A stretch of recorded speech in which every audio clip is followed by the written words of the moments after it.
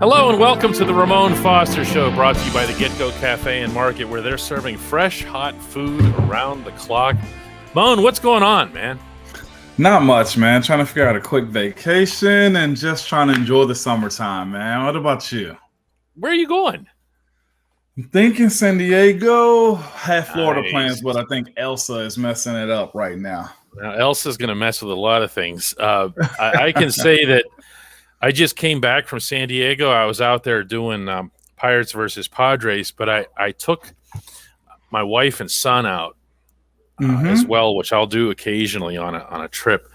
They had a great time. Petco Park is beautiful. I took a bunch of pictures. Oh, the Gas Lamp Quarter is one of the best eating areas in America, right downtown, and it's right next to Petco. You'll love it. So what about going to a game? Are they like the NBA? Their stars don't play every night, or will you have a chance? No. You'll get Fernando Tatis Jr. and Manny Machado if that's what you're worried about. And you'll be able to get tickets. It's not easy, but you'll be able to pull it off if you get them in advance. The Padres are really good. Hey, let's talk football. Let's do that. Come on. Ramon's travel plans here. I want to ask you, I don't know that I've ever brought this up with you, but it certainly comes up often enough with Steelers fans. The impact or not of social media in a locker room. And now you're there when AB is there, when Lev is there at the absolute height of the social media pandemonium. Yeah. What do you say whenever fans say, hey, how come the locker room leaders don't, nip this in the bud, take care of it? That's a very interesting, fine line topic, man. Like in the locker room and outside of the locker room. This day and age, the athlete is just different. Everything about them is different. Watching how guys manage that, watching how guys have people who are hired by them to give them content to give to fans so that they can build their brand. Yeah. I think ownership from a lot of different teams recognize that this is another way for our guys to get paid. So you can't really cap those guys out. And my last 2 years that the Steelers had actually gotten into the forefront of hiring a social media liaison coordinator to where you can try to help guys to build their brands better, what not to do, and what to do on the social media platforms too. So that's they do have that hired in-house. I do remember them doing that. As far as what content a guy puts out, it's kind of up to the discretion of the guys, knowing what to do and how to do it too. For the most part, Pittsburgh has been very professional about those things. We've had a couple of in-house things, out-of-house things that have happened on social media. I know of most recently what's going on with the young guy, Devin, man. Devin Bush has either been possessed or hacked, or he suddenly hates cats. I saw that video. He's on a very fine line on what he posted and how he posted it too. To his defense, he said, I've never seen a cat not land on his feet. The statement isn't terrible. The video is horrific. Yeah. That's where it's like, okay, you got to know better. I'm not sure who said something to him or who didn't. I do know they have in-house people to say, hey, Dev, pull back on this. Bert is one of the, biggest sticklers when it comes to guys, whether it's dealing with the media or whether it's guys dealing with the media. I'm trying to figure out why he hasn't said anything or if he has said anything. That's Bert Loughton, the Steelers' longtime and respected communications director. And one of the best at it, from what I've heard from people inside and outside of the building. Very special. So that has been a situation where I guess it's like, well, Devin posted something wrong, but it was indirectly not his. It's ugly. I've seen the backlash from it where a lot of people saying they're not following him. I see he's what do you want to call it? Cut his mentions off, or you can only quote tweet him, or if you only follow him at this point. I don't think this is a Mike T thing, because again, this is the business of him. all fingers are going to point back to Coach Tomlin because it's like, well, rank that's the guys how it goes. in. Yeah, that's how it's going to go. But Coach Tomlin comes up in the context of something like what happened when we were in Foxborough. With the the AB. Yeah, I still can't believe this. And this is the thing too. Live. Coach T doesn't do social media like at all. If there's a statement, it's a statement from him posted by somebody else. This situation is okay. Well, who else is watching Devin's profile at this point? I really don't know how to explain this. What about in the room? What about in the room? Did you ever go over and say, hey, I know you were better with AB than a lot of people were. Yeah, and that's the thing. Somebody has to do it. I know I saw Zach say that he's taking his phone away when he sees him in person, but that's the thing. Dev's in friggin' Florida, Miami. Yeah. I don't know where he is right now, but he's not in Pennsylvania. I guess you got to look at a guy like TJ. Is TJ going to be the one to step up and say, hey, what you doing? I know Cam is a guy that carries a big stick when it comes down to say, hey, you got to tighten up. Like, what are you doing? I've yet to see Cam say something. So either Devin's account's been hacked or nobody can really say anything to Devin about what he's posting.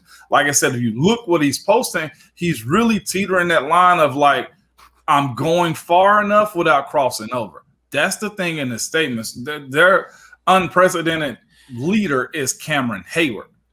You see, I'm not even thinking about this from the standpoint of like punitive or discipline or anything like that. Some of the stuff started to read like, well, I don't want to get super deep into analysis of Devin Bush here, but just like some of it was like I was reading it and I'm like kind of like, wait a second, you all right? Yeah, and a lot of it is music lyrics. I'll say that. Okay, I know, and not everybody gets them, right? Yeah, it's my only question is for the guys who are still in that room.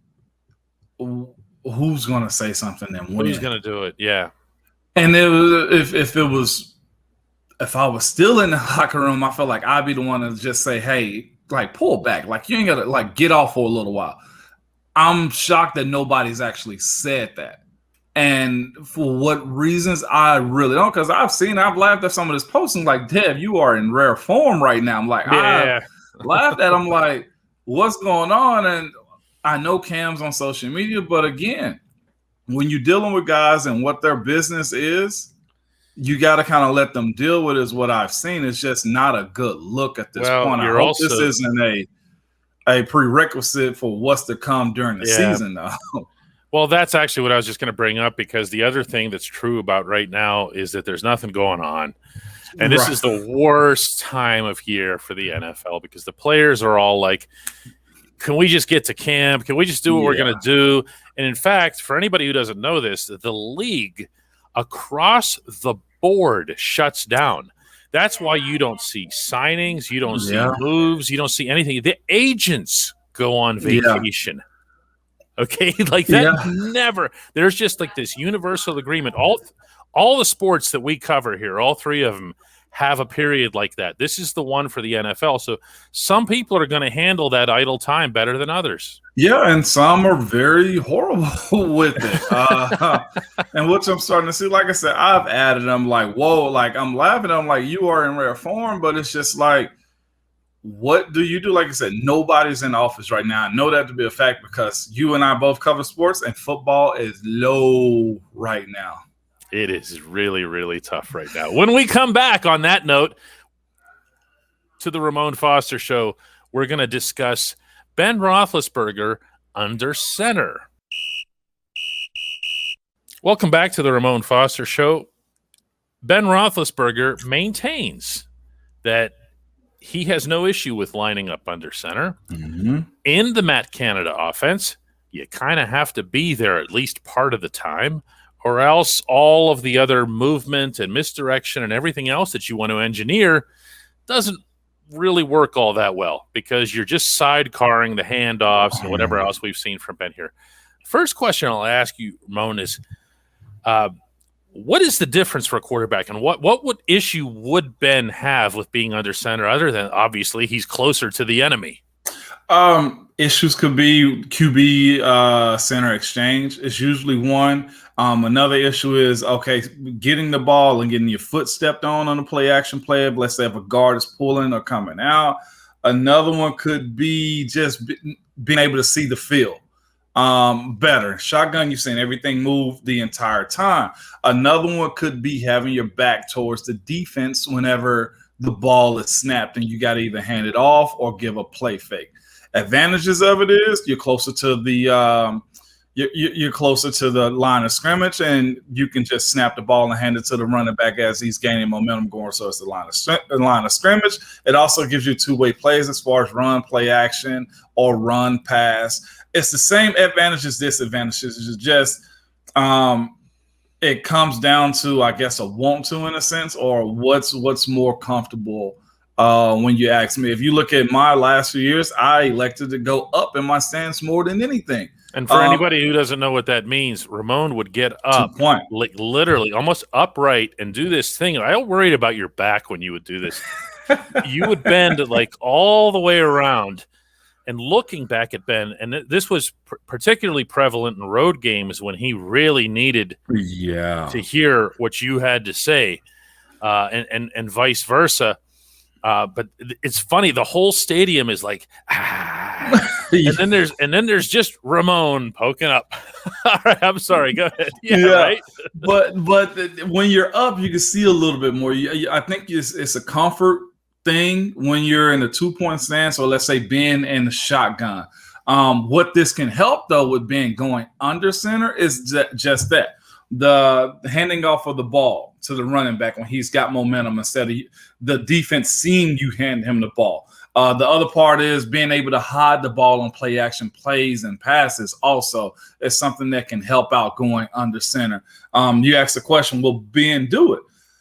I don't think he has a choice but to do it. The way this offense is being set up and the way it's being talked about right now is, hey, look, this is a moving parts type of offense. I think whenever you get Ben under center, you're going to have the ability to be multifaceted, whether it's going to be a quick drop back or whether it's going to be a big play action play. We're learning across the league that play action plays are huge. They are important. Taking those deep shots, if for anything, is going to keep the defense honest. Now, let's say if you're doing a run action fake in the gun, well, the defense see you not handing him the ball and they can drop back off in coverage.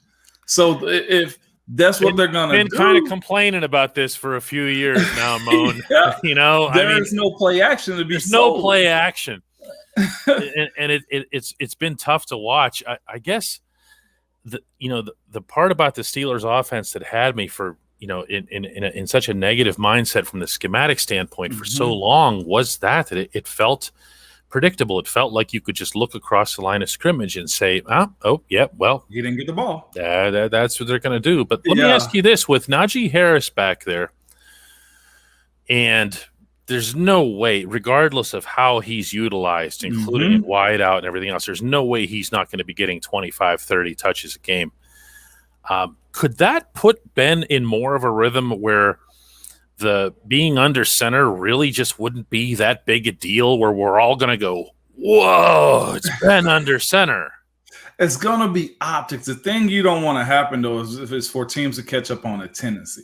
Meaning if Ben is under center, then, well, look, it's either play action or run. The thing about going all gun was simply just that. Like, look, you didn't know if you was going to run it or pass it. But the thing is, with being a shotgun the whole time, you couldn't really hide the play action. You started the same way. You started the same way, and it's a position of being comfortable. I will say that you get an opportunity to see the entire field. Najee's going to get the ball. He has to. And what's crazy, if he's able to get the ball and they're efficient up front, those wide receivers that we hadn't talked about are going to be able to make a whole lot of plays too. If Ben wants to go out the way he wants to, meaning winning record, playoffs, with the ability to say, hey, look, I gave you guys, Pittsburgh, PA, and the world, my all. Watch me soar. Watch me be that guy that you want to be. I think he buys into it. Me knowing Ben, I think he does. This is just simply going to come down to how effective is it anyway? You know? Yeah, I mean, that's also going to be part of it, and that's I have a feeling to dovetail with what you just said. One thing that people should know about Ben Roethlisberger is that there's nothing that motivates him more than telling him that he can't do something. Put him in the corner. Yeah. And I'll say this too. It boils down to, let's say, I guess what people want to see him going under center is this 2nd and 1. Under center, hand the ball off. Cool. Okay, but let's say we're in if they're in no huddle. Well, that's all shotgun, regardless if you're moving at a fast pace. Like, you pick and choose what's going to work. The thing is it better work, or the old Tebow effect. You go back to throwing the old way you used to. Well, that's the stuff that I think that would drive people crazy. From what I could tell, was the 3rd and 1 and the 4th and 1, where you're doing the shotgun sidecar handoff, and you're like, no. let the running back get the head start. It could, but what if he gets the head start and you don't get the first down regardless? Yeah, I know, but I just think it's giving you your best chance. You're covering your bases, yeah. Yeah, you're giving yourself the best chance. You're playing the percentages. It'll be one of many interesting things to see. Not in the preseason. We will not see this take place in the preseason. But we might see it at least in, I don't know, camp drills or something. Yeah. But I have a feeling we're not going to see Ben line up a single time under center until we get to Buffalo. When we come back, we're going to talk about NFL athletes and their relationship with the media in locker rooms, and not just from the pandemic standpoint. When we come back on the Ramon Foster Show. Welcome back to the Ramon Foster Show. It's time for Slice of Life with Ramon, and a big part of Ramon's NFL life was spent, of course, in the Steelers locker room. A big portion of that day gets shared in what might be seen by some outsiders as an odd dynamic by reporters. Mm-hmm. We're just walking around in there. Like, there's certain areas that we don't go into. We don't go into the training area. We don't go to the showers and stuff. Okay. But there's the actual locker room, both on the south side and Heinz Field. We're just walking around or hovering or whatever it is. So we're kind of part of that.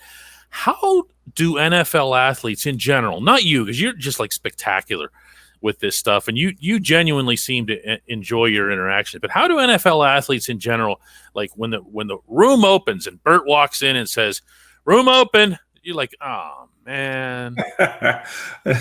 I guess let's say at Heinz Field, I guess it depends on if it's a win or a loss. Oh, right. And I'll say wins are always good. It depends on if it's a bad loss. That's basically what it boils down to.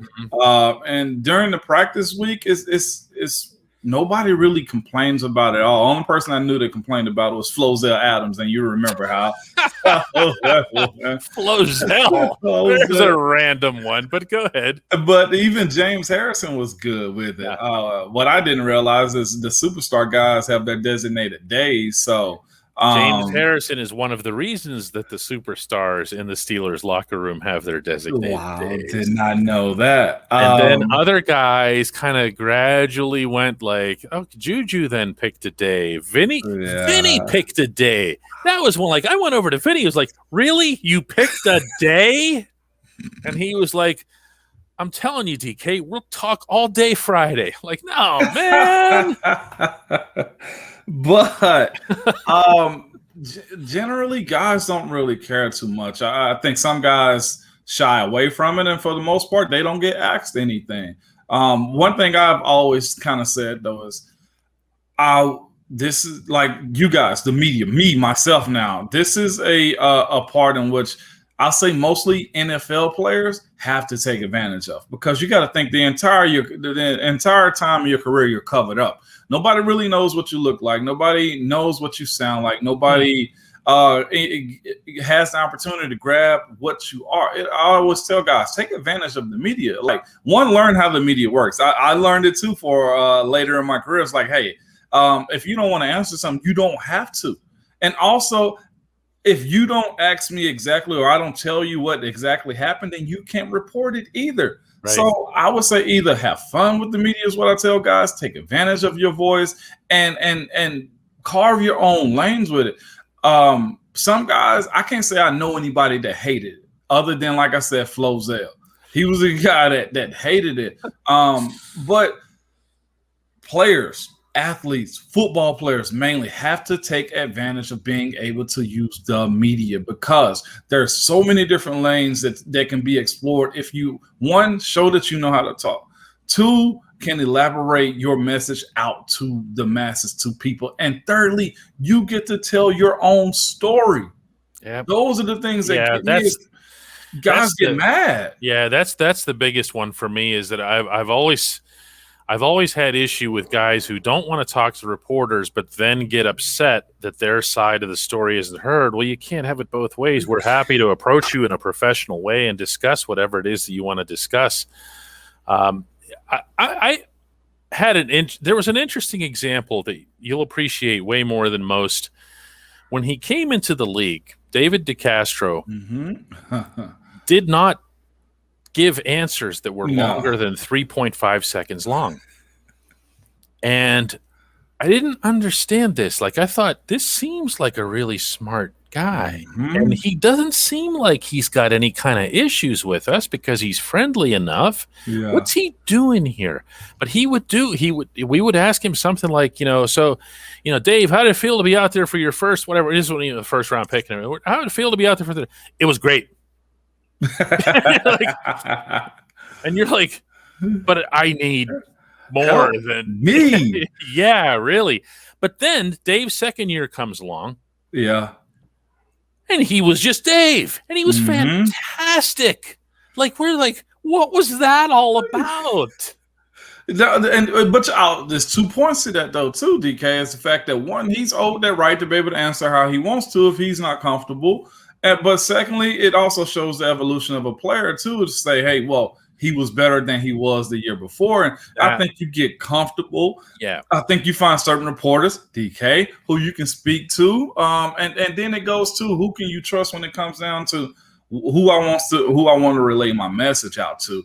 I've always been a guy, for the most part, to kind of take advantage of it. The guys I had behind me was Max Starks, Charlie Batch, Ryan Clark. They always encourage guys, be vocal, say what you need to, get it out there, because this can grow into something else. And I'm a testament to that. Max Starks is a testament to that. Ryan Clark is a testament to that. Charlie Batch is a testament to that. Even James Harrison, as he got a little bit older, he's doing commercials now. Like, if you speak and you give your voice. Willie Colon, another guy that has his own show, It's just like, a player's perspective is a whole lot different than anybody else's. I don't care how long you've been into it. Like, if you're able to relay those messages out and give content and be consistent, and even if you have a hot take or two, heck, that's the beauty of it too, is to show that you're human and you can be outside of your box sometimes. That's it. I stress that to guys all the time. Like, hey, be friendly with them. You ain't got to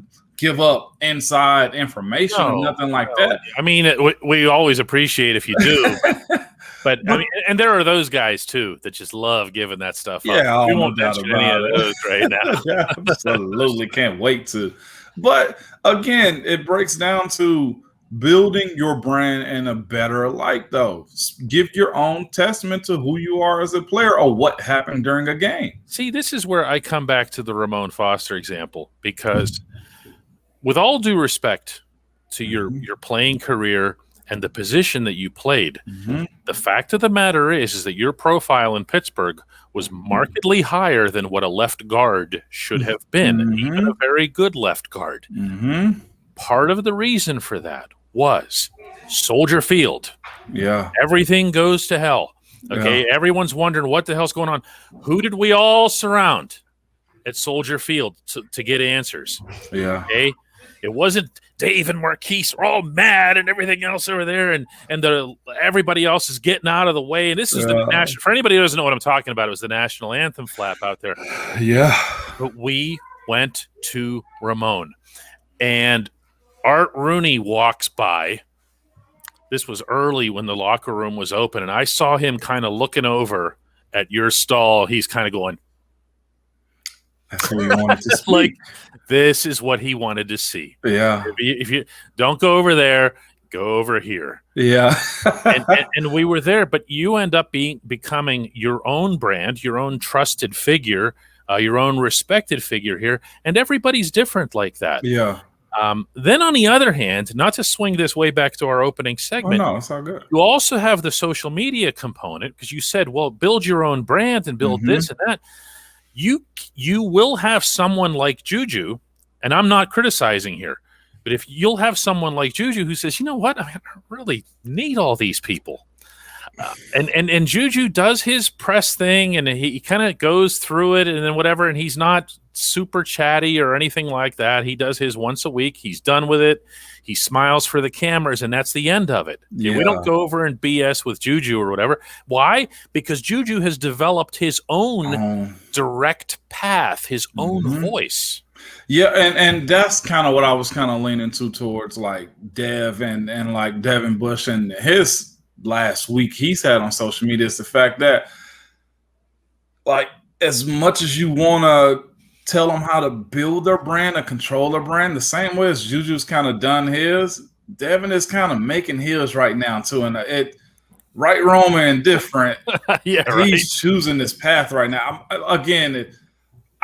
Cam is the one, or TJ is the one I'm looking at. Even Joe is. I know they can reel him in. The question is I really got to ask that question: is he hacked? Or is he just... it's been a few days now. Somebody would have come forward. Twitter would have shut it down already. This would have been like, all right, the cat thing. That's enough, man. Yeah, I know. But again, take the opportunity to build your brand correctly. James Harrison, from the guy that he never wanted to talk in the locker room to now, I mean, look at his brand on IG. It's crazy. You know, I've got one last thing to bring up with you on this subject. The worst Steelers locker room I've ever seen, worse than London, which is hard to imagine. Yeah, was Denver.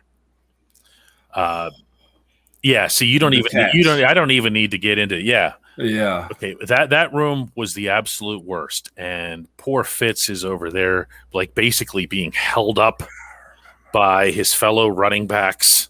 Okay. And we're like, no, just give him a chance. They asked us, please just give him a chance. Let him go to the shower or whatever else. Okay. I'm not going to rat you out here. You were so mad. And you were just, I'm not going to say it but you were just so mad. I'd never seen you like that. And so was the rest of the O-line. And a lot of you couldn't even talk. Like, even you barely made it through this. You know who I approached on the other side of that wall? The other side of that wall, he was sitting by himself, and I was sure I was going to get my head bit off. It was 92. Yeah. He looked like he was ready to murder the next person who came his way. So here I come. And I say, deep, I'm standing over. He's not even looking up. He's got his face down. He's just looking down. He's got his hard game. His feet in the slippers, and he's just sitting there like this. And I go, Debo, you got a second? And he looks up and goes, yeah. Yeah. Because he knew everybody else in the room had done that. Yeah, and he wanted to do it too. It was so much behind that game. I think I wasn't even mad at Toussaint at all. How could you be? It's a physical mistake. That guy's a Hall of Fame player. They knocked the ball out. Yeah, like, let's be serious. The part that I was pissed off about was the fact that Peyton Manning was able to slide, give himself up, get up, and throw a pass. That was the thing. That was the thing. Like, in that to full me, view of 75,000 people. When has that move ever been used to this day? Never seen it. Although I do bring it up every time I do see someone do it, and they get called down, and threw that himself up. And got up and threw a pass. If I see him at a UT game, I just got to ask him in a joking way, did you give yourself up? Like, it's just me and you. I'll put my phone down, take my earpods out. He's got the personality to answer that for you, though. He would. He would. He'd be like, he'd look around. Yeah, Moan, I did. I definitely did. Come on, man. You saw it there. Omaha. Yeah, exactly. Wow. All right, Moan. Well, this was a blast. Let's do another one. Let's do another one next week. Let's do that. Getting closer to training camp. Actual football. Are they going early this year too, huh? A little bit because of the Hall of Fame. Yeah, a little bit. So looking forward to that too. All right, Moan. See you, dude.